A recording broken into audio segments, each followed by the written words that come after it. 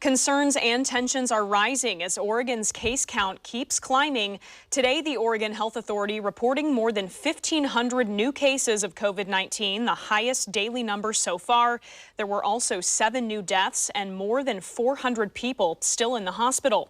Fox 12's Drew Marine spoke with 2 women who have both recovered from the virus about their concerns ahead of the holidays. Drew? Yeah, they both tell me they're very sad that cases continue to rise and they fear the worst is yet to come. I don't know what to say to people except wake up, Oregon.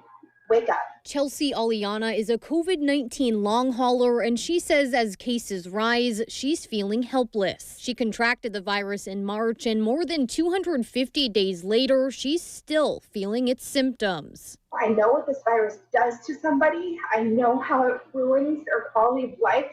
I don't want to see anybody go through that, and nobody is going to get it until they actually get the virus. So I don't know.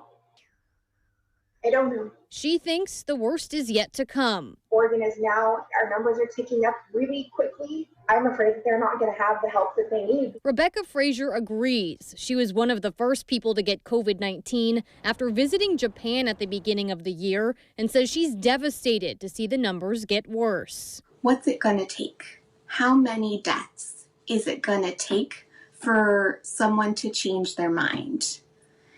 This isn't going to go away if we don't start making some really hard choices and sacrifices. So now the holidays are right around the corner. Frazier is urging people to think about essential workers before you gather next week. Please think about all the doctors and the nurses and all the people who can't stay at their homes, who are providing a service, the folks who are being upset about the mandates to not gather and stay home are just, they're spitting in those people's faces, and it's not right.